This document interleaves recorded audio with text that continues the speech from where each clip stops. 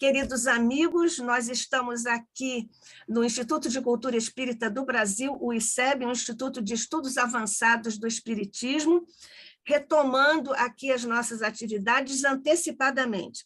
O Instituto normalmente tem um recesso da primeira semana de dezembro até a primeira semana de março.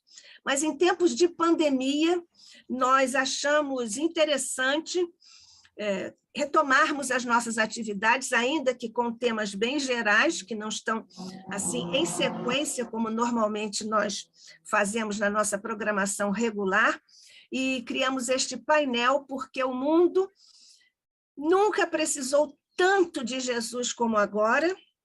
Então, nós já falamos sobre Jesus em dezembro, no nosso encerramento das atividades, e agora retomamos as atividades com essas reflexões nesse painel, e teremos um outro painel em fevereiro. Então, com essa explicação, nós vamos fazer uma prece, encomendando não só a nossa reunião, os nossos esforços, as nossas vibrações, mas também rogando para o nosso querido irmão, amigo, companheiro, Moacir Costa de Araújo Lima, que vem lá do Rio Grande do Sul, para ter conosco.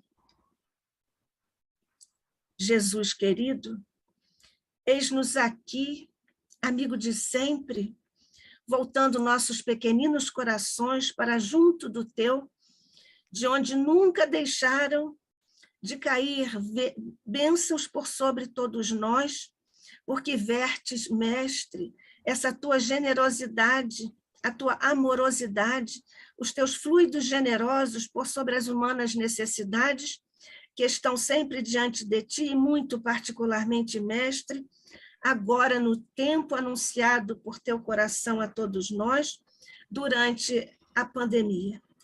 Nós te agradecemos pelas providências de amor que estás tomando junto aos sofrimentos na Terra. E muito particularmente, nós te pedimos em benefício de todos os nossos irmãos aqui do Instituto, em ambos os planos de existência, com destaque para o nosso querido César Soares dos Reis, que se recupera e que em breve estará de volta conosco. Neste instante, rogamos ao teu coração as bênçãos por sobre o nosso encontro de hoje. Que assim seja, sob a graça de nosso Pai.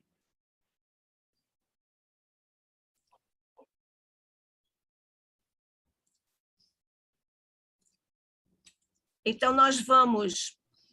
Vocês estão me ouvindo?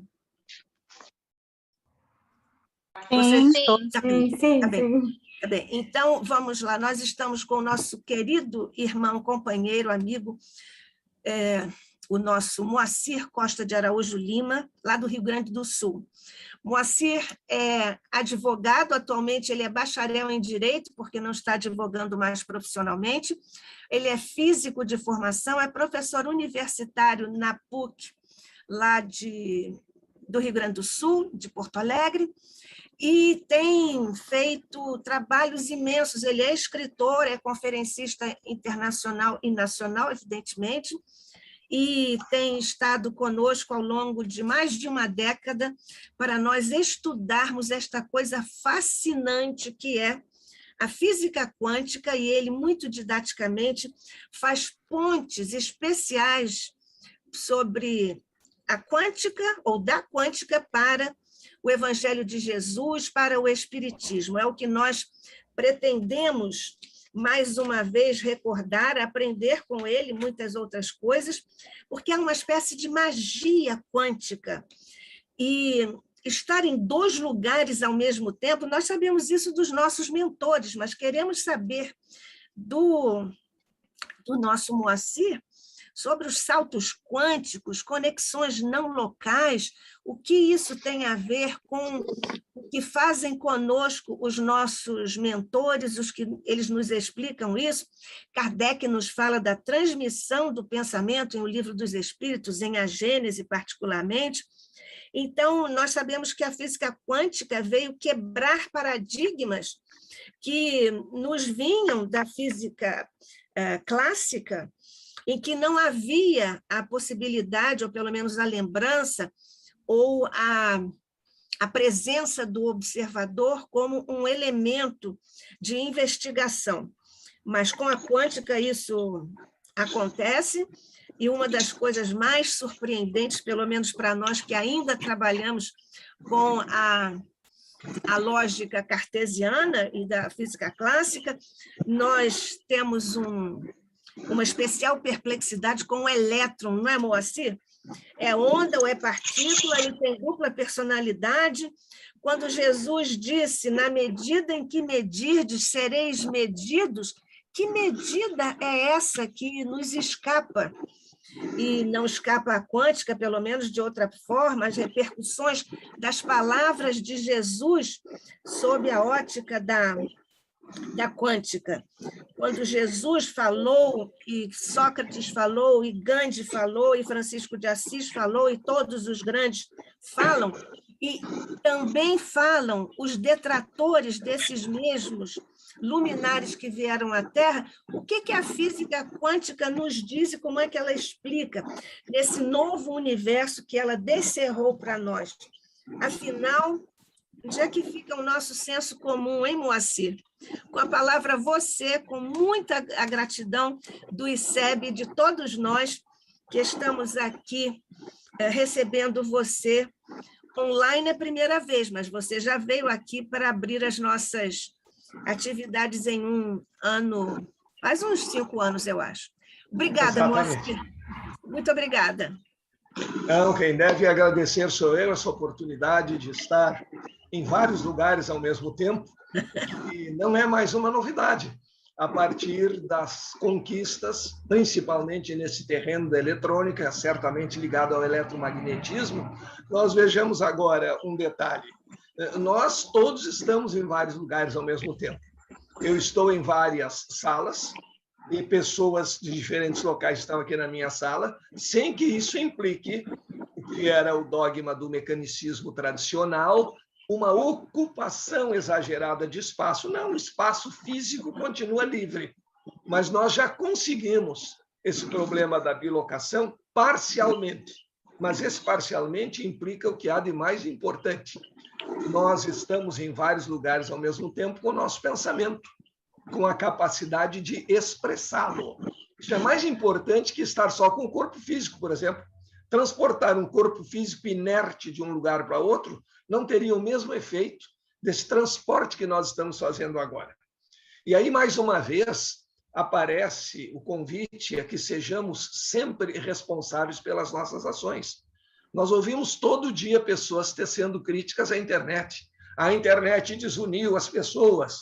Surge aquele célebre exemplo de uma família, por exemplo, 4 pessoas estarem no restaurante e ninguém estar conversando com os presentes, mas todos nos seus celulares estarem conversando com os ausentes. E aí dizem, bom, a internet desuniu as pessoas. A internet se presta a fake news. Não, nós temos que assumir a nossa responsabilidade.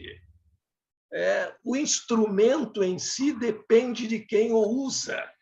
E com o advento agora da ciência quântica, isto aumentou, porque nós passamos a ser co-construtores do universo, e não apenas observadores. O termo observador é um termo adequado, por certo, mas não é suficiente. Da ideia de alguém que assiste, por exemplo, um filme numa sala de cinema. Ele é um observador, ele pode ter sua opinião sobre o que está acontecendo, ele pode achar o filme bom ou ruim, mas ele não tem a menor possibilidade de intervenção no enredo. O que vai acontecer está pré-programado. E exatamente assim, a física antiga pensava em nossa situação no universo, a situação de meros observadores, de onde nasceu aquela ideia do destino.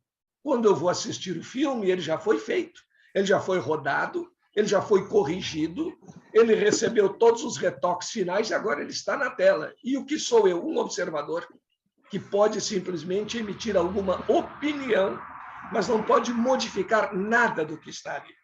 Pois a ciência antiga, junto com as crenças tradicionais, pensavam no universo exatamente assim, meros observadores. E agora aquele problema que tu levantaste há pouco, Nádia, da possibilidade de transmissão à distância, a não localidade, prevista quando o Espiritismo, em um primeiríssimo momento, em um primeiro plano, disse que o pensamento podia se transmitir à distância. Mas falta definir o que é esse pensamento. Para a física antiga, nada podia se transmitir à distância. Abrindo um rápido parênteses, o mecanicismo se fundamentava em 4 postulados tradicionais que deram origem ao chamado materialismo realista e fundamentaram no campo da ciência a teoria marxista, no campo da filosofia da ciência. Muito bem, esses 4 postulados não valem mais. Eles estão todos derrogados. Nós precisamos de uma nova filosofia da ciência. E aí parece mentira. Os físicos estão pedindo socorro a pensadores de outras áreas. Há alguns fenômenos que os físicos hoje dizem abertamente: nós sabemos que acontecem, mas não sabemos por quê.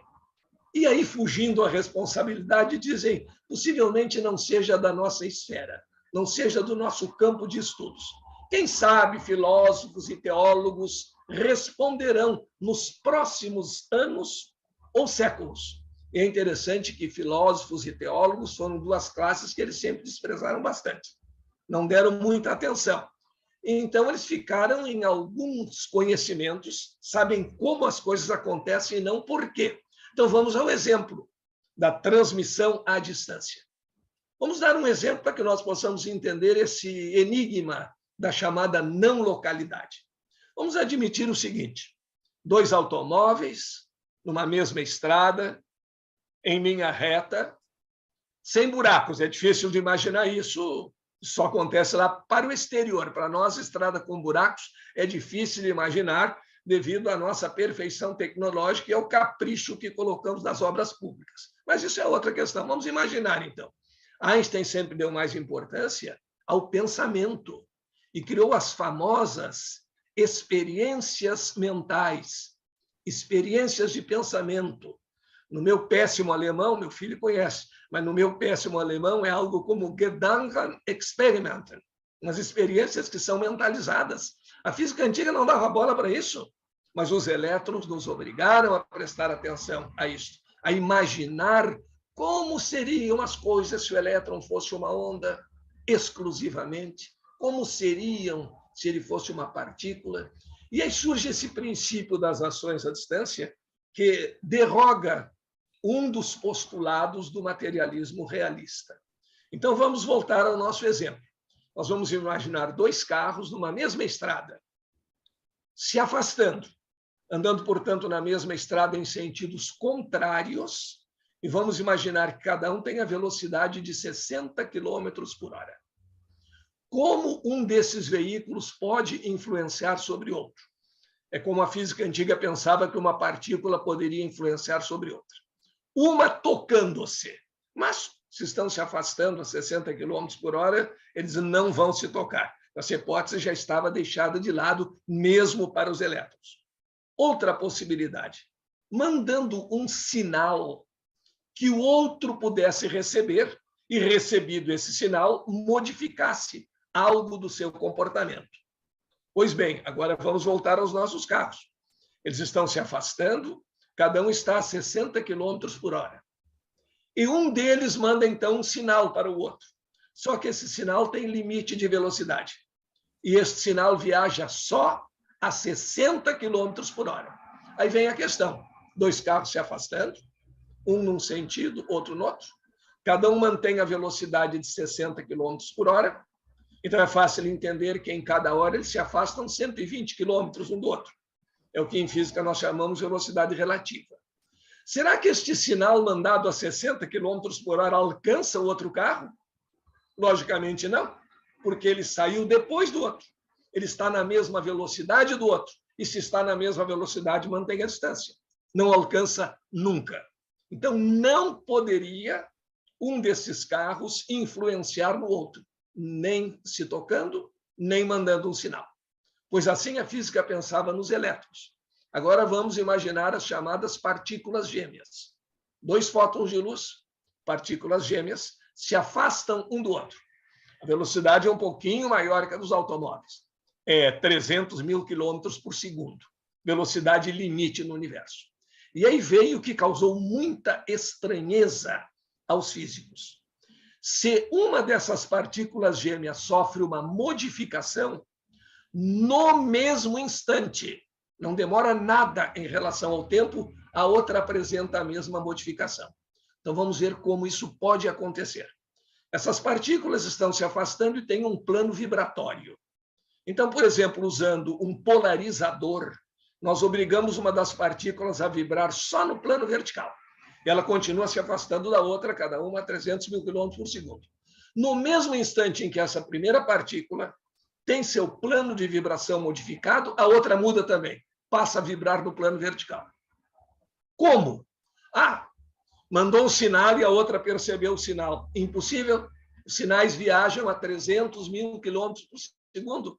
O sinal, como aquele do carro a 60 quilômetros por hora, ele está correndo a 300 mil quilômetros por segundo atrás de uma partícula que está correndo também com a velocidade de 300 mil quilômetros por segundo. Logo, materialmente falando, não chega nunca. Resultado. Isso foi tão estranho que o próprio Einstein, no início, duvidou da possibilidade desse fenômeno. E disse, só um sacerdote voodoo oculto pode explicar alguma coisa assim. E batizou esse fenômeno de efeito fantasmagórico à distância. E não o admitia. Mas a experiência mostrou à saciedade que o fenômeno existe. Hoje não há na física qualquer um que duvide da existência desse fenômeno. E aí veio a pergunta, inconveniente. Tudo bem, quando uma das partículas se modifica, a outra se modifica. Mas como é que a outra ficou sabendo disso?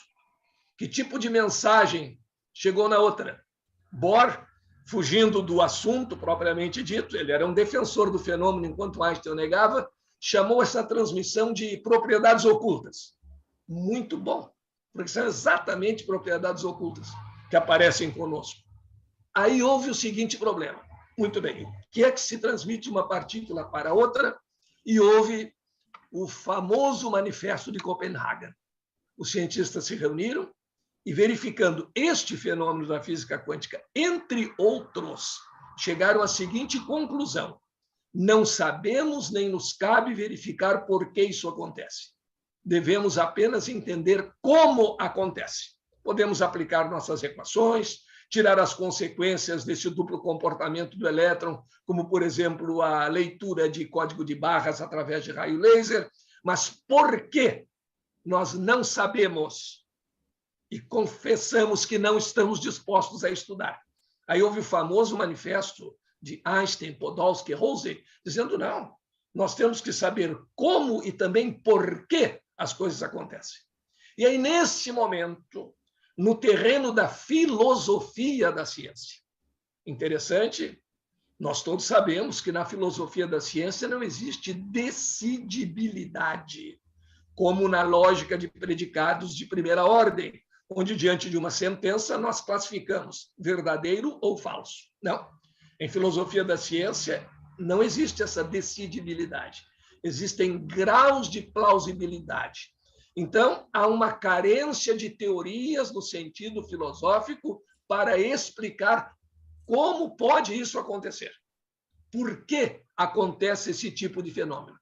E só a ideia de uma consciência universal, onipresente, daquela consciência que desenvolve a partir do átomo e chega ao arcanjo, segundo Kardec, poderá apresentar uma explicação satisfatória para isso. No terreno puro da física, devemos dizer simplesmente, não sabemos o que se transmite, muito menos por que se transmite. Sabemos que acontece. Sabemos que se transmite. E quando os espíritos informavam que o pensamento se transmite à distância, e não deram velocidade limite para esse pensamento se transmitir, já estavam nos ensejando algo. A presença dessa consciência que vai do átomo até o arcanjo, que evolui em gradações universais e aparece muito, o que é interessante, nos nossos chamados mecanismos de cura. Uma pesquisa cada vez mais extensiva nesse sentido. Por que determinadas pessoas reagem de uma maneira muito positiva e se curam de moléstias graves e outras não? Claro que há toda uma influência de pesquisa, de medicamentos, de avanço da biologia, da ciência médica, perfeito. Mas há algumas curas que são misteriosas. O Deepak Chopra, no livro A Cura Quântica, fala muito a respeito disso. Algo que acontece num universo que parece não ser real, mas é inteligente. E aqui nós temos acesso raramente, quando deveríamos ter acesso com mais frequência. Não é só o problema da sugestão, é o problema de movimentação em aparatos orgânicos de alta complexidade. Por exemplo, na Universidade de Rochester, o pesquisador Herbert Spector fez umas experiências muito interessantes com ratinhos. Primeiramente, ele injetou nos ratinhos um composto químico chamado poli-IC. Esse composto tem a propriedade de ativar as células T, T maiúsculo, que são as células mais agressivas do nosso sistema imunológico. São os matadores mais eficientes de agressores que nós temos. Então, ele injetava esse composto nos camundongos e depois, ou durante, imediatamente após a injeção desse composto, colocava-os num ambiente com odor de cânfora. Então, eles respiravam aqueles vapores de cânfora imediatamente após tomarem a injeção. Tudo bem, naturalmente que as injeções aumentaram a presença das células T no sistema imunológico, estavam muito bem defendidos. Mas, a partir de um certo número de experiências, suspenderam as injeções e apenas colocavam os ratos em um ambiente com odor de cânfora. E o simples fato de sentir o cheiro de cânfora fez com que as células T fossem produzidas pelo sistema imunológico. E valeria fazer a experiência oposta? Valeria. E foi feito na mesma universidade. Aí injetavam nos ratos a ciclofosfamida. É um inibidor do sistema imunológico. E depois davam água doce para eles beberem. Poderia dar água doce, poderia submeter ao odor de rosas, ao que fosse.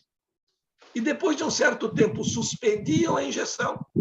E o simples fato de beberem água doce tornava o sistema imunológico menos eficiente. Inibia o funcionamento do sistema imunológico. Nós vamos dizer, bom, mas são aquelas mesmas experiências de Pavlov. Tocava o sininho, dava comida para o ratinho, para o cachorro, e cada vez que tocava o sininho, dava comida para o cachorro, mais tarde, simplesmente ouvindo o sino tocar, salivava. Isso é um processo. Mas uma modificação do sistema imunológico é muito mais importante. E há alguns cientistas pensando hoje no seguinte: nós sabemos que as nossas células são inteligentes. Então, quando nós temos as nossas crenças positivas, mas crença mesmo, não é a daquela pessoa que diz assim, eu gostaria muito de acreditar. Quando eu digo que gostaria muito de acreditar, eu estou confessando que não acredito. Mas a pessoa que acredita mesmo e consegue invadir esse mundo abaixo do nível da realidade, mas construtor do nível da realidade, ela convence a inteligência do seu sistema a operar a seu favor. Como, de certa forma, aquela sequência de injeções de compostos químicos que ativavam as células T e cheiro de cânfora fizeram com que a inteligência das células dos ratinhos acreditassem que a cânfora era um estimulante do sistema imunológico. Logo, o cheiro de cânfora incentivava o sistema imunológico. Então, há muito em a tua fé te salvou. Há muito na nossa crença positiva ainda por ser alcançado, para que nós possamos atingir esse mundo, que é um construtor de realidade, mas fica fora da realidade convencional. E é muito interessante, porque um físico chamado Feynman, estudando o comportamento das partículas quânticas, fez uma equação. E nessa equação, ele estabeleceu quais eram as condições para que alguma coisa pudesse ser considerada como pertencente ao mundo real. as condições eram duas. Uma, a que nós acabamos de mostrar que não existe mais. A não localidade. E trazer a independência. Outra, a existência da partícula independentemente do fato de ser observada. O teorema de Feynman mostrou que as partículas quânticas não obedecem a nenhuma dessas duas condições. Logo, estão fora da nossa chamada realidade. Aí vem os extremistas. Então devemos esquecer toda a realidade? Não. Há que entender muito bem o que a filosofia oriental chamou de Maya. Nós ocidentais entendemos isso mal durante muito tempo. Não, Maya é ilusão. Maya, a matéria física, eles consideram simplesmente ilusão. Seria uma tolice considerar que a matéria física é ilusão. Não, Maya significa derrubar paredes para ir além das fronteiras. Não é negar o que nós percebemos, mas é abrir fronteiras para perceber que existe além daquilo que os sentidos percebem, como foi informado pelos espíritos Allan Kardec. Não é, então, negar os sentidos, negar a minha visão, não. Eu sei que ela é limitada. Eu sei que eu não enxergo acima da frequência do violeta. Eu sei que eu não enxergo radiação ultravioleta, eu não enxergo raio-x. Eu sei que eu não enxergo abaixo da frequência do vermelho, radiação de calor, ondas de rádio, mas eu não nego aquilo que eu enxergo e eu posso dilatar as minhas fronteiras.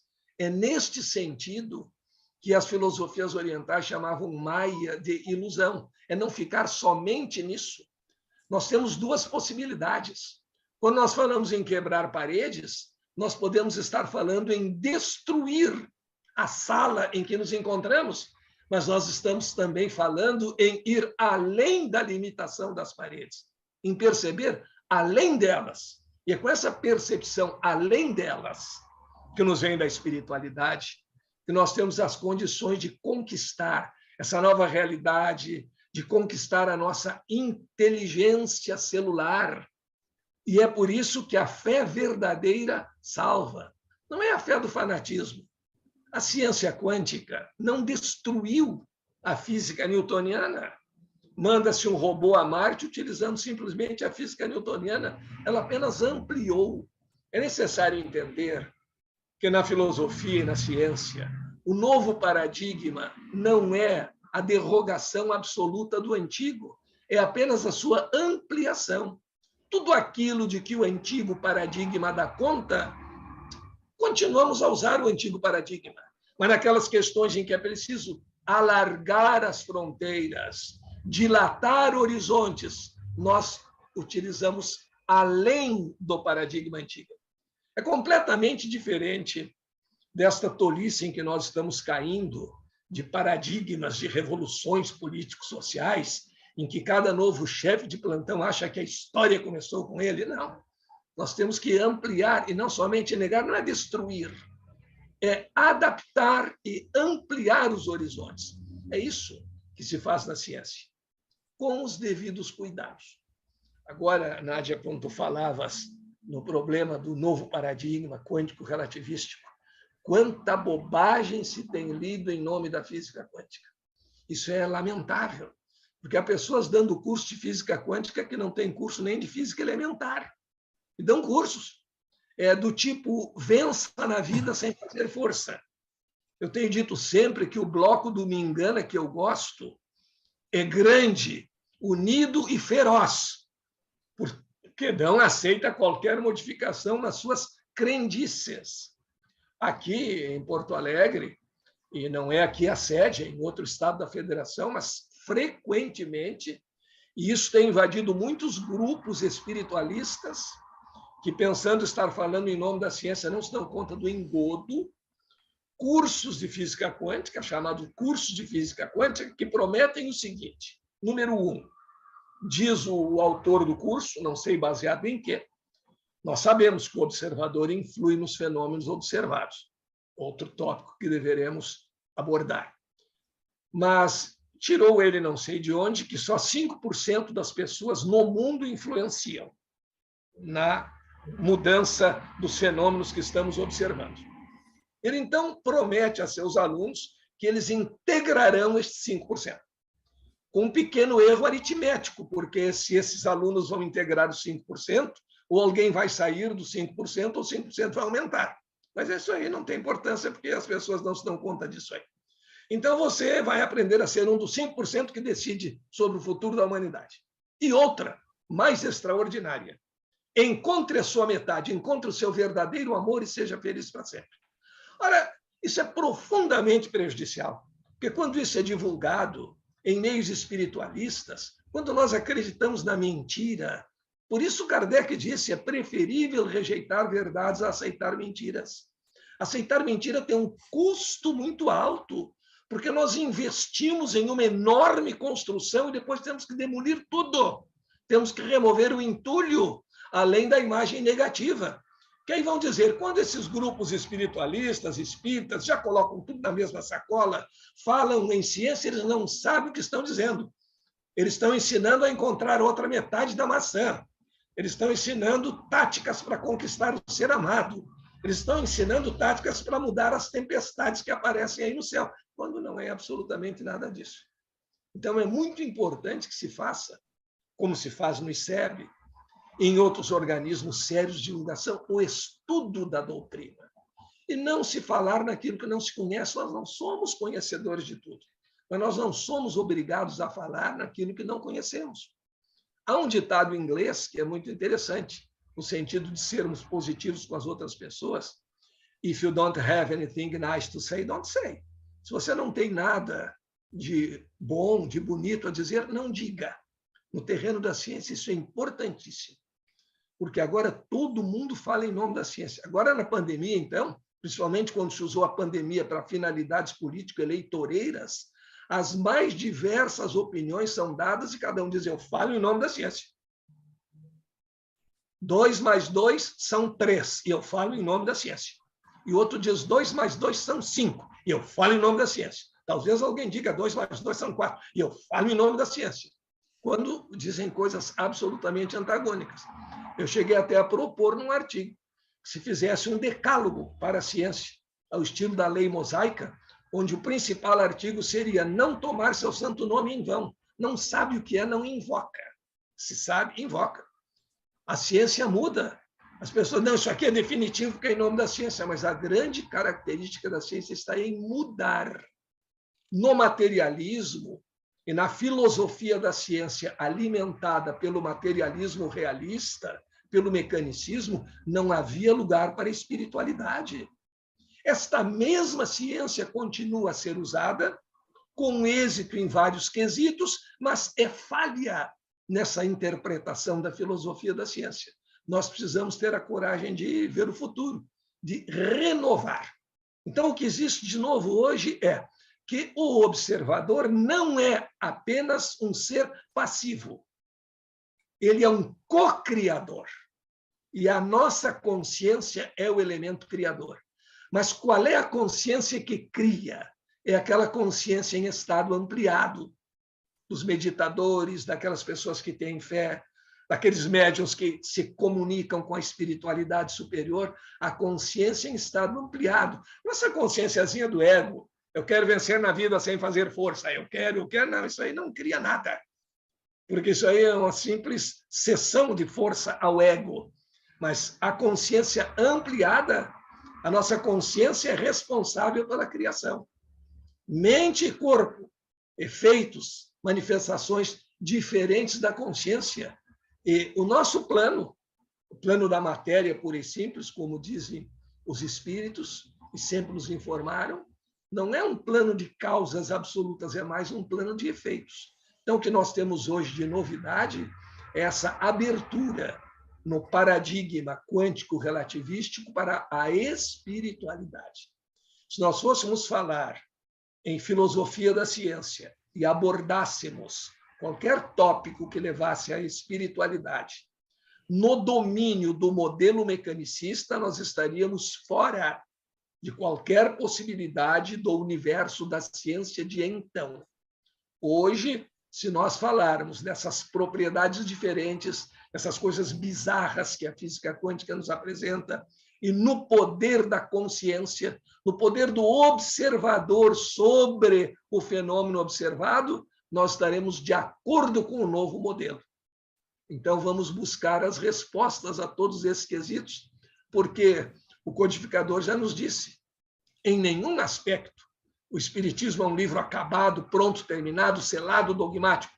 Há novidades, nós vamos aprendendo a conhecer melhor o universo, e quanto mais aprendemos, melhor interpretamos. Uma pessoa que não tenha, por exemplo, uma noção mais aprofundada de arte, vamos falar, por exemplo, na pintura, poderá olhar o quadro de pintores célebres e simplesmente achar bonito, feio, mais ou menos, achar um melhor do que o outro. Agora, quem tem noção de arte vai perceber outros detalhes. Vai perceber algo além de achei bonito ou achei feio. Vai perceber detalhes da criatividade do artista. Vai perceber a introdução do mundo do artista no mundo natural. E aí vai entender que as estrelas de Van Gogh não são as estrelas que nós fotografamos, não são as estrelas que nós vemos. É uma fusão de personalidades, é uma entrada num outro mundo, é uma ampliação de consciência.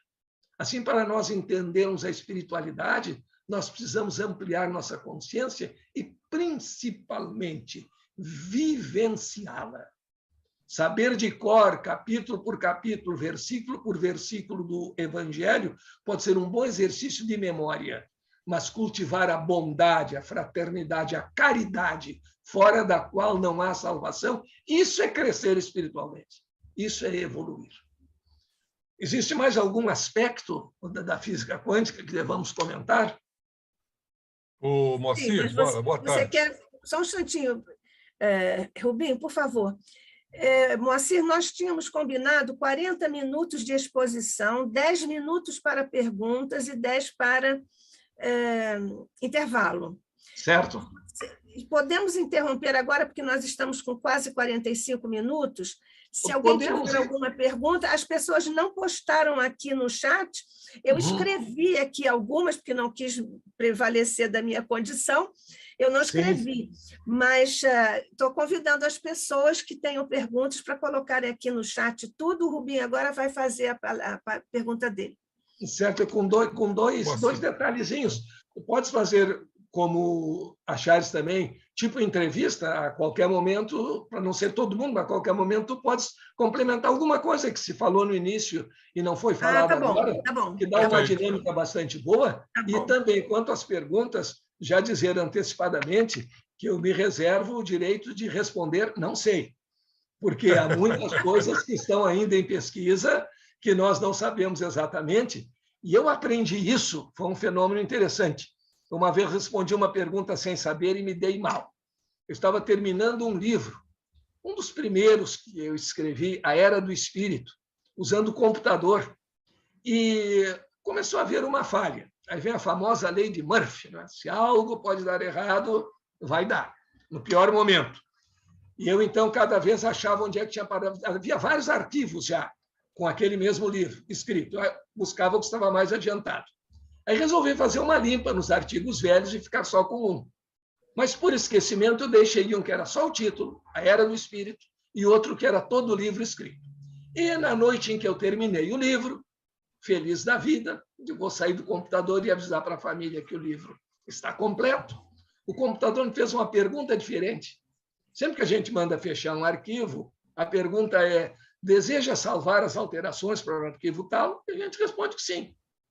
Mas ele fez uma pergunta diferente. Não sei por quê, maldade da máquina. Deseja reverter o artigo tal para outro de mesmo nome já existente? Eu não sabia o que era reverter na linguagem do computador. Entendi que era colocar tudo na mesma.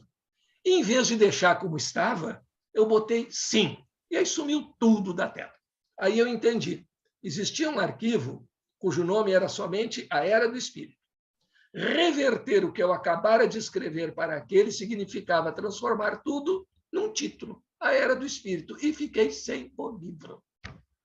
Com 3 dias para refazer, porque tinha que apresentar, bom, aí foi toda uma confusão, mas como estava conectado, isso não conseguiria em outra ocasião, consegui. Noite adentro, a minha mulher me ajudando em correções, porque não havia nem tempo de fazer a revisão por parte da editora, e consegui. Mas, para evitar coisas desse tipo, aprendi. Não sabe, não sabe. Olha, desculpe, não sei, e etc. Para uma medida assim, de autodefesa. Cautelar, cautelar. Medida cautelar. Vamos lá, Rubem. Meu amigo Moacir, boa tarde. Boa tarde. Eu sou o José Henrique, presidente da Associação Médico Espírita de Nova Friburgo. Estou aqui na Serra, te ouvindo atentamente. Parabéns pela sua apresentação. Queria fazer algumas observações e gostaria da sua colocação. A primeira delas, quando você falou de ampliação do que já foi feito, do que já foi instalado, eu me lembrei o que Jesus nos falou. Eu não vim destruir a lei, porém cumpri-la. Exatamente o que você falou. A segunda colocação que eu queria fazer é exatamente em cima do Evangelho de Marcos, que tem lá uma passagem que, para mim, é totalmente quântica. Quando, lá no Evangelho de Marcos, agora não me lembro o capítulo nem o versículo, nos diz: levantou-se de um salto, tirou a capa e foi ter com Jesus. Isso, para mim, eu gostaria das suas apreciações, é profundamente quântico, porque quem consegue se levantar de um salto? Eu, muito menos. A artrose hoje não me permite isso. Então, eu vejo esse salto como um salto quântico. Tirar a capa é tirar as personas, tirar as máscaras. O que nos impede exatamente, e aí viria o terceiro questionamento, do colapso quântico, que é transformar uma possibilidade num evento real de ser, a nossa realidade. E, para isso, temos que estudar as propriedades do perispírito, a expansibilidade, o desprendimento, o desdobramento. Isso é fantástico. Então, tirar a capa significa se desfazer das máscaras, das personas, para ir ter com Jesus. Porque a gente só vai chegar a Jesus se a gente promover o colapso quântico da nossa realidade. Isso é o autoconhecimento que Santo Agostinho nos fala nos livros dos Espíritos. E aí, então, diante da nossa realidade, que deixa de ser uma possibilidade, nós vamos nos aproximando do Mestre pela transformação. Eu queria que você fizesse algumas apreciações ao que eu falei. Tá bom, Moacir? Muito obrigado. Perfeito. Muito obrigado pela colaboração. Inclusive, essa ideia de ampliação muito interessante e essa passagem de São Marcos excelente. Vou pedir até licença para usar em algumas apresentações ou artigos, que é uma visão muito interessante mesmo desse do tirar a capa e a conexão desse tipo de salto com o chamado salto quântico. Nessa realidade espiritual, às vezes nós sabemos de muita coisa, vamos avançando um pouquinho por aqui, um pouquinho por ali, mas tem aquela história de eu nunca chego lá. Ou então, agora sim, me caiu a ficha. Exatamente aquele momento que nós conectamos a energia suficiente para realizar esse tipo de salto, que é um salto muito interessante, é um salto que não passa pela realidade física. Quando um elétron muda de um nível para outro, efetuando o chamado salto quântico, vamos supor, só para pensarmos um número, que os elétrons se distribuem nas órbitas atômicas de acordo com níveis de energia. Então, vamos imaginar que um nível, num determinado átomo, seja 3 e que o próximo seja 10. Nem todos os níveis são possíveis para os elétrons no mesmo átomo. Nem todas as realizações são possíveis para um espírito numa mesma encarnação.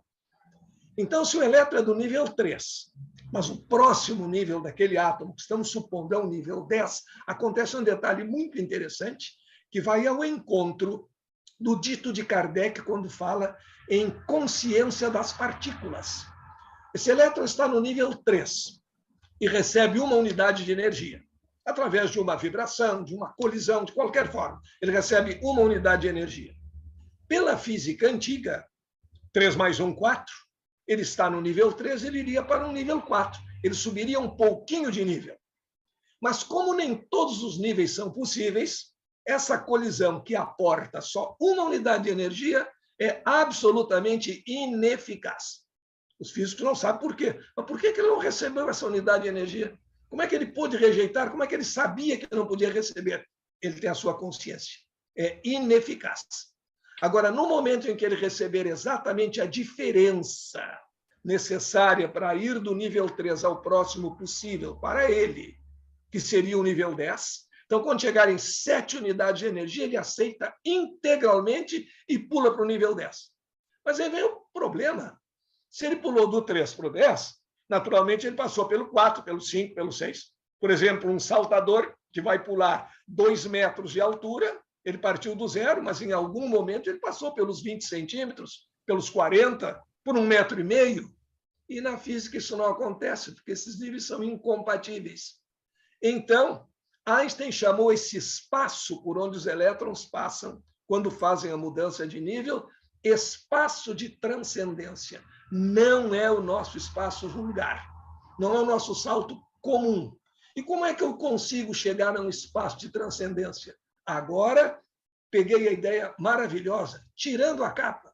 Ou seja, me despindo de crendices, daquelas mensagens negativas, é impossível chegar lá, tu não vais conseguir, etc. Me despindo disso e crendo em Jesus, porque aí eu vou conseguir aquela energia necessária para chegar lá, mas sem capa. Com a capa do é impossível, do não vai dar, das crendices, das fórmulas mágicas, nós não chegamos. A grande realidade está em nós. Hoje, uma das grandes conquistas também da ciência é entender que não existe um mundo lá fora, independente do que está acontecendo aqui dentro. O mundo é construído em grande parte pela nossa percepção. E um detalhe que eu falei e gostaria de retomar, descobriu-se o seguinte, que certas partículas só existem quando estão sendo observadas. Aí vem uma questão da qual jamais os materialistas acharão uma saída. Vamos pensar no início do universo, ou do nosso universo, no Big Bang, aquela grande explosão inicial. Microsegundos após a grande explosão, alguns segundos após, todas essas partículas já começaram a existir. Se a física afirma que essas partículas só existem a partir do momento em que são observadas, quem ou o que estava lá para observá-las, uma vez que elas existem? E só existem na condição de terem sido observadas. Aí temos que falar numa inteligência suprema, num universo planejado e não num universo casual, e chegamos à ideia de inteligência suprema, de um supremo geômetra, de um grande maestro, de um supremo arquiteto do universo, enfim, por não ser material, ser inteligente, de uma inteligência suprema. E essa passagem nos mostra com perfeição esse detalhe. Tira a capa do pessimismo, tira a capa de que tu estás aqui para sofrer, que és um eterno pecador, que nunca vai chegar lá, porque, no fundo, tudo isso é um disfarce para a nossa preguiça de progredir. Quando eu digo que a tarefa é impossível, aliás, o Henry Ford já dizia, as coisas são impossíveis até que alguém vai lá e faz. E é assim também conosco. Mas essa subida espiritual, belíssimamente observada nessa passagem de Marcos, depende de tirar essa capa. E aí realizar o colapso. É uma experiência muito interessante com os elétrons, que lembra esses espetáculos que às vezes fazem em público e reúnem muita gente para tirar dinheiro daqueles pertencentes ao bloco do Me Engana, que eu gosto, é um bloco muito numeroso. Se coloca um dadinho ou uma pedrinha embaixo de um copo, e temos 2 copos, que obviamente não são transparentes, em geral de couro. E aí o mágico de rua ali começa a misturar e a jogar para um lado e para outro, e as pessoas devem adivinhar. Aí sempre aparece o auxiliar dele que começa a acertar e ganhar dinheiro. Entusiasma todo mundo a também acertar e ganhar dinheiro. A probabilidade de acertar é um pouco pequena, com aquela mexida toda que ele dá. Teoricamente, seria 50%. E às vezes eles fazem com 3 copos. Pois há uma experiência muito semelhante que pode ser feita com os átomos mesmo, ou os elétrons. Através de um mecanismo qualquer, nós colocamos um elétron em um de 2 reservatórios. Tem um caninho ali por cima e o elétron está no reservatório A ou no reservatório B. Aí nós temos que adivinhar em qual dos 2 está o elétron. Vamos chamar um de reservatório A, outro de reservatório B. Aí a gente diz, está no B. Levanta para dar uma olhadinha e pode ser que ele esteja ali. E se não estiver ali, é certo que estará no outro. Levanta o outro e está lá. Até aí está igual ao dadinho. Ou está num, ou está no outro. Mas aí vem o detalhe. No momento em que nós inventarmos, e não adianta querer espiar, de levantar os dois ao mesmo tempo para observar, ele não está nem em um, nem em outro. Ele virou onda, ele virou probabilidade que não foi colapsada. E não adianta que não vou dar só uma espiadinha. Na hora que eu dou uma espiadinha, o comportamento é de matéria. Ele está num, se não estiver ali, está no outro. Agora, no momento que eu levantar os dois ao mesmo tempo, ele é uma onda e ele faz uma figura de interferência numa tela. A primeira experiência desse tipo foi feita em 1935, a chamada experiência da dupla fenda. Se bombardeava um obstáculo com duas fendas com elétrons e uma tela ao fundo. E o elétron, às vezes, tinha o comportamento de onda e, às vezes, de partícula. Jogar bolinhas contra uma tela que tem duas passagens. As bolinhas passam por uma ou por outra e vão dar duas marcas só numa tela ao fundo. Se for uma onda, como onda de luz, vai dar um mecanismo de interferência. E eles verificaram, os cientistas, nessa experiência de 1935, que o elétron, às vezes, tinha um comportamento, às vezes, tinha outro. E o que causava esse duplo comportamento? O fato de estar ou não estar sendo observado. Levou muito tempo, só no fim do século passado, que eles tiveram coragem de fazer a pergunta inconveniente para o materialismo realista. Mas, afinal, o que é que faz o elétron se comportar de uma maneira ou de outra? E chegaram à mais extraordinária conclusão da história da física: a consciência do observador.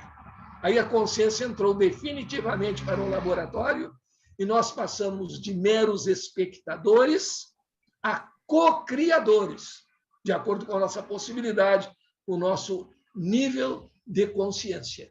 O que levou, então, a um novo progresso no campo da ciência e a uma abertura na filosofia da ciência para a pesquisa dos valores da espiritualidade.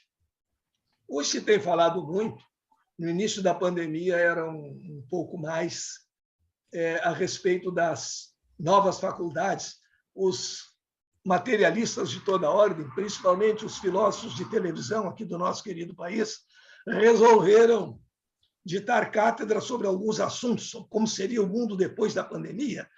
O homem vai desenvolver as faculdades espirituais. Nunca falavam nisso, mas acho que começou a vender livro, alguma coisa assim. Nunca falaram nisso. Empatia, etc. Aí começava a citar Dalai Lama, etc. E chegaram à conclusão que haveria um novo mundo completamente diferente. Esquecidos de um detalhe: o novo mundo é construção nossa.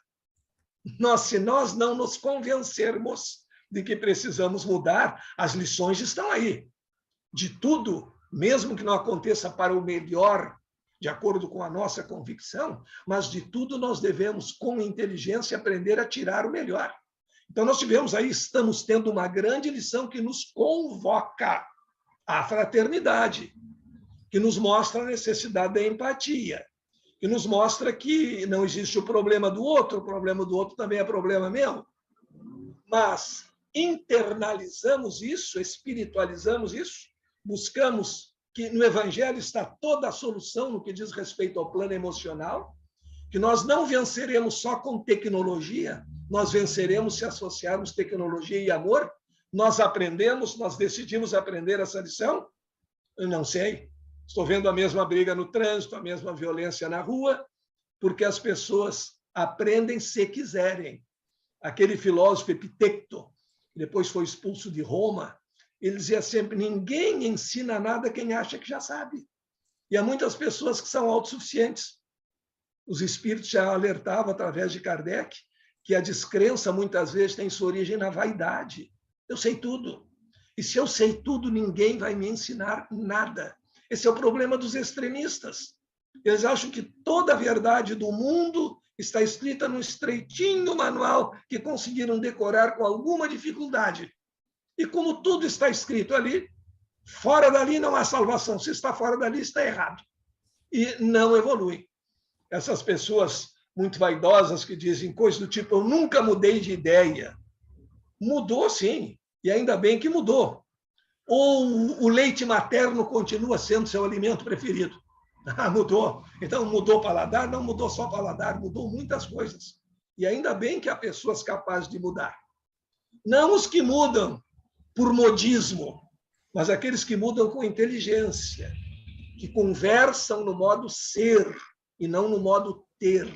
Ou seja, conversam também ouvindo e sendo capazes de, a partir de uma boa argumentação, serem convencidos de uma opinião nova, serem convencidos a mudar de opinião, porque nós somos uma eterna mudança. Nós mudamos em tudo e em todo tempo.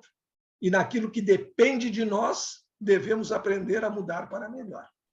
Muito obrigado pela sua colaboração e vou usar essa passagem do Evangelho de São Marcos, é uma relação, é uma ponte extraordinária. Não é apenas uma analogia, é quase uma dedução. É mais que uma simples comparação. É muito interessante.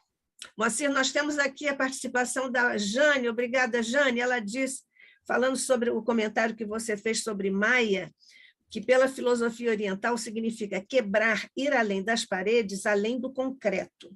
Então, ela pergunta, seria essa a explicação da fé através da física quântica? A explicação do que para nós parece abstrato, fé, é concreto, é possível? É uma das possibilidades de explicação, porque a concretude das coisas nos diz muito pouco. Se nós formos examinar, por exemplo, cada um de nós, vamos pegar um livro e uma pessoa. Se nós fôssemos buscando somente a materialidade das coisas, se nós decompuséssemos um livro em termos de materialidade, nós chegaríamos, em última análise, a átomos. E nesses átomos nós encontraríamos prótons, nêutrons e elétrons, e poderíamos chegar às partículas formadoras, que são os quarks.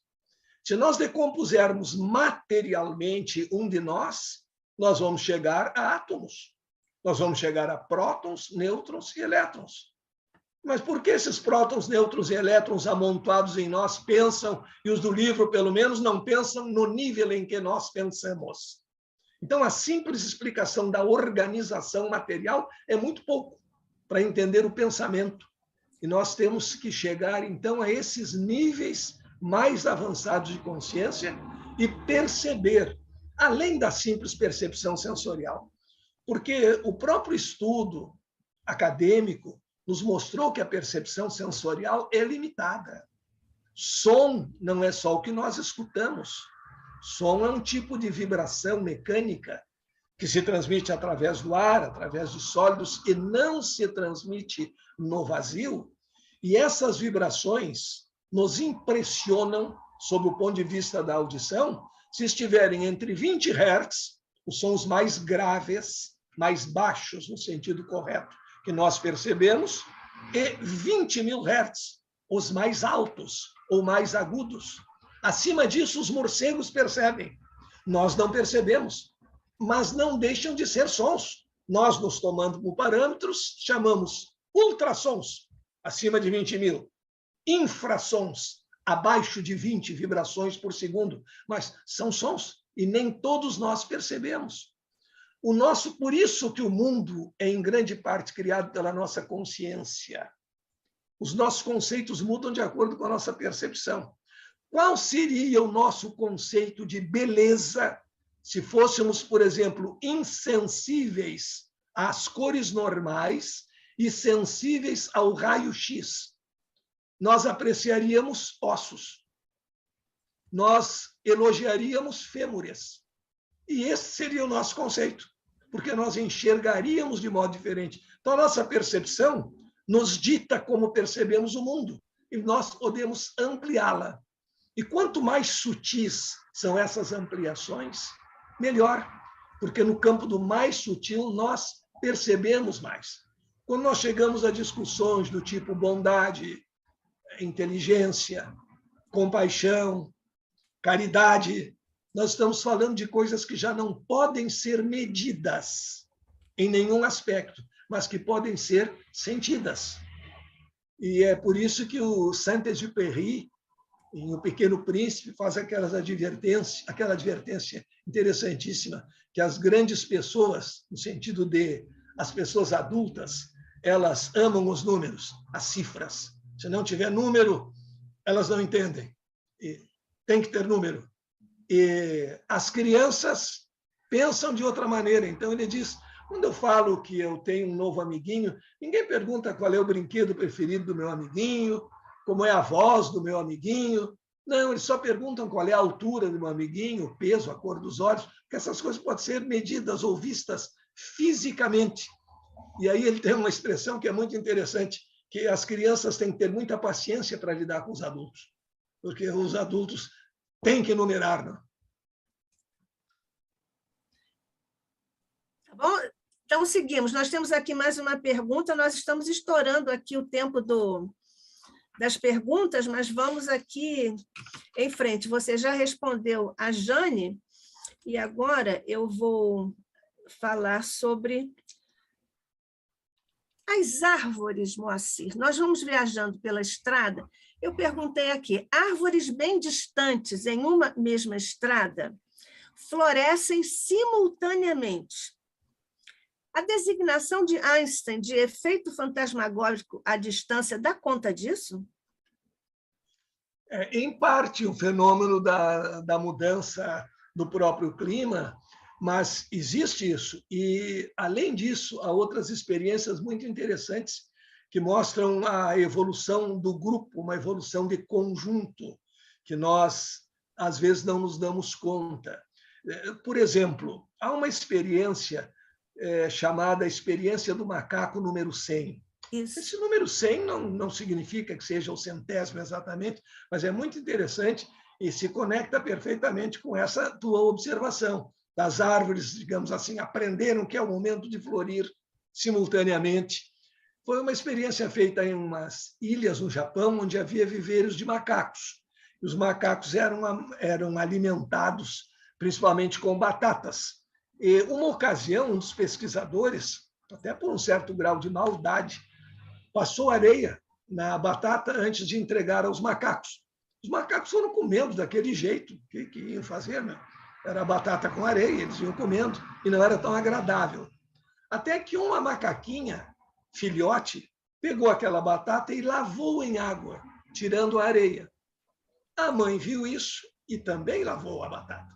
E outros macacos, vendo esse procedimento, e pela experiência, ciência é isso, os macacos estão fazendo ciência. Ciência é tentativa e erro. Ninguém começa a experiência científica pensando que já sabe tudo.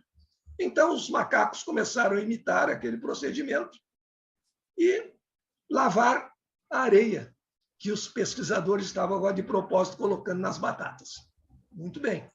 A partir de um certo número, quando um certo número de macacos naquela ilha começou a lavar as batatas, macacos de outras ilhas, que não tinham visto nada disso, no mesmo momento, todos os grandes grupos, não foi um por um, começaram a lavar as batatas. Aprenderam a lavar batatas. Como? Algo se transmitiu à distância. O momento da evolução, o momento da aprendizagem. Uma outra experiência muito interessante com macacos também, que os macacos agora já atingiram esse nível, antes não. Se você tem um cacho de banana e pendura no forro, e tem uma vara com 3 encaixes, encaixando os 3, é possível ter o comprimento necessário para bater nas bananas e derrubá-las. Então, o pesquisador, na Austrália, estava tentando fazer os macacos conseguirem encaixar esses diferentes pedaços, essas partes da vara, quando elas não estavam à vista, porque havia um problema. Se o macaco estivesse enxergando as 3 partes encaixáveis ao mesmo tempo, na mesma sala do cacho, ele encaixava e derrubava. Mas mesmo que ele tivesse visto aquilo ali, se colocasse uma fase da grande vara em cada sala, em salas diferentes, mesmo que eles conhecessem as salas, se eles não estivessem enxergando tudo ao mesmo tempo, eles não tinham capacidade de ir lá nas outras salas, juntar os pedaços e derrubar as bananas. Aí o pesquisador treinou bastante alguns macacos até que conseguiu. Mostrava, depois botava as fases em diferentes lugares e eles encaixavam e derrubavam as bananas. Aí ele mandou um e-mail para um colega que estava pesquisando com macacos na África, dizendo que os macacos que ele estava treinando já tinham conseguido encaixar os pedaços de vara, mesmo em salas diferentes, mesmo não na mesma visão, no mesmo campo de visão, e derrubar a banana. E, para sua surpresa, o outro respondeu: pois olha, a partir do dia tal, os macacos aqui também começaram a fazer isso. Como é que isso se transmitiu? É o momento da evolução. São esses saltos na evolução. Há alguns saltos quânticos na nossa evolução que não são perfeitamente explicáveis. Como, de repente, nós realizamos um salto. Como, de repente, aumentou a nossa capacidade cerebral. E isso atende um planejamento do tipo planejamento espiritual, do tipo planejamento quântico, porque não fica naquela esfera comum da nossa realidade pura e simplesmente objetiva. Então, esses fenômenos à distância são interessantíssimos e, por isso, nós hoje sabemos do efeito da oração. Vários grupos orando com uma mesma finalidade, as pessoas dizem: mas todo mundo rezou por tal coisa e não aconteceu. Calma. Energia não se cria nem se destrói. Energia se transforma. Quem sabe ainda não chegamos à massa crítica, ainda não chegamos àquela transformação. Mas as experiências hoje têm mostrado, e ainda esses dias conversava com o Dr. Fernando Lucchesi, um cardiologista de ponta aqui de Porto Alegre, e um dos responsáveis pela introdução na faculdade da disciplina de espiritualidade, já fez pesquisas em Harvard, e ele me deu notícias, fizemos uma live, e ele me deu notícia de que há muitas experiências sendo feitas nesse sentido nos Estados Unidos, em que grupos meditam ou rezam por pessoas doentes. E com um detalhe muito interessante, aquele chamado duplo cego nas pesquisas. Algumas pessoas sabem que vão receber a oração, outras não sabem. E mesmo entre o grupo das que não sabem, a melhora é significativamente, estatisticamente superior à melhora daquele grupo de pessoas que não recebem nenhum tipo de oração, independentemente da distância.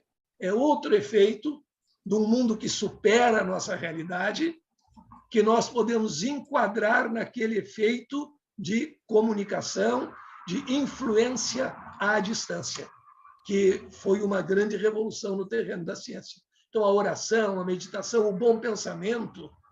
É interessante, outra conquista científica fora do mecanicismo, nós somos emissores e receptores de energia, mas só recebemos naquelas frequências em que somos capazes de vibrar. Então, se achamos que o universo não está nos mandando boas mensagens, vamos pensar em que frequência nós estamos ligados. Às vezes, há muitas coisas que são flutuações de probabilidade no nível em que vivemos, mas muitas vezes é preciso mudar a frequência. E nós já pensamos como as pessoas, hein, Nádia, como as pessoas têm dificuldade de mudar de frequência. É verdade. Mas até quando não depende delas, até com aparato externo. Eu conheço um monte de gente que diz que tem horror a determinados programas de televisão. Eu também tenho. Só que essas pessoas sabem tudo o que acontece nesses programas. Eles se perguntam por que não muda o canal. Porque tem que comentar isso. Mas comentar coisas horríveis. Se eu acho o programa horroroso, eu não vou aproveitar nada. Eu mudo a sintonia, mas é o hábito e o hábito negativo. Daí vem a necessidade de se queixar. Eu tenho que ver alguma coisa ruim para comentar, porque eu gosto de queixa. Eu gosto de falar no copo meio vazio. Bom, então eu estou vibrando nessa frequência. E seria milagre, no sentido tradicional do termo, naquele sentido em que milagre não existe, se eu captasse alguma coisa de bom a partir desse tipo de vibração mais sutil que eu estou empregando. Agora, quando se trata de mudar a frequência interna, aí é mais difícil ainda. Jesus mandou perdoar, mas isso é para Jesus, não é para mim. Tira a capa e faz o salto quântico. Um dia se chega lá. Agora, no momento em que eu acreditar que é impossível, não dá para perdoar, não dá para querer bem o inimigo. Então, pelo menos esquece, não fica desejando mal do outro. Faz um passinho intermediário, às vezes, para nós. Isso ainda é importante. Mas a dificuldade que as pessoas têm é a mesma que a dificuldade de mudar de ideia. E, às vezes, nem se sabe por que a ideia surgiu. E as pessoas defendem como se fosse uma ideia. Tem que distinguir entre ideias boas e ideias fúteis. Eu torço para um determinado time de futebol. Na minha opinião, o único que existe aqui no Rio Grande do Sul, Esporte Clube Internacional. Seu grande rival está na 2ª divisão, onde deverá permanecer por um bom tempo. Mas agora, se me perguntaram por que eu torço para o Inter, não sei. Um dia eu comecei a torcer. Não existe uma justificativa lógica. Nem tudo na vida tem explicação lógica, principalmente no terreno das emoções. E aí, então, nós devemos verificar aquelas coisas que não estão no terreno da lógica, do bom senso, da fé raciocinada, valem. Para ter alegria, assistir um jogo, torcer para um time, é bom. Mas eu não posso fazer disso algo capaz de me desunir dos meus irmãos, dos meus amigos, das pessoas com quem eu convivo, o que infelizmente está acontecendo em todo o mundo, numa polarização política absurda, em que temos que idolatrar uma extrema ou outra, e não podemos idolatrar extremos, extremos se tocam sempre, são sempre negativos. Então, distinguir aquelas coisas que fazem parte da nossa vida, da nossa diversão, torcer por um time de futebol, quem gosta de assistir jogo, gosta do basquete, assiste basquete, torce por alguém, normal. Mas daí a chegarmos a criar inimizades, a criarmos conflitos, aí estamos vibrando numa faixa negativa e aquela torcida que poderia ser uma diversão se torna para nós algo negativo, algo que nos desgasta, porque não usamos sempre aquela característica que nos atribuímos de seres racionais. Isso. Moacir, nós estamos aqui, já até passamos do tempo de perguntas, mas existem aí duas aqui que são minhas, lamentavelmente, mas lamentavelmente, porque eu não quero polarizar, não quero. Mas, enfim, são duas perguntas. Se você quiser responder agora sim, ou então você responde no segundo bloco, aproveitando assim a abordagem, né? Primeira questão é se a quântica aposentou o átomo, e depois, para a filosofia, o pensamento é uma forma de energia, uma função importante na criação e na modificação da realidade. Deste ponto de vista, esperar, querer, é conseguir, aquela velha história de querer é poder? Você pode responder agora ou mais tarde no segundo bloco, como você preferir. Como queira, já que existem blocos, agora temos uma pausa de quanto tempo? 5 minutos. Tá, e depois dos 5 a gente responde. Ou 10, você quer 10? Você quer 10 minutos? E pode seguir depois perguntando, tal, a gente vai dando uma dinâmica maior ao assunto. Tá bom. Não falar muito tempo. Você gosta das entrevistas que a gente faz, eu sei disso. Porque as entrevistas de rádio são muito boas. São maravilhosas, os ouvintes adoram. A favor do momento. Deixa a energia... deixa a energia flutuar e colapsa. Então, você responde agora ou depois? Depois já anotei aqui. Então, daqui a 5 minutos, nós voltamos, um cafezinho, de minha parte, uma aguazinha, melhor que tudo. Até já.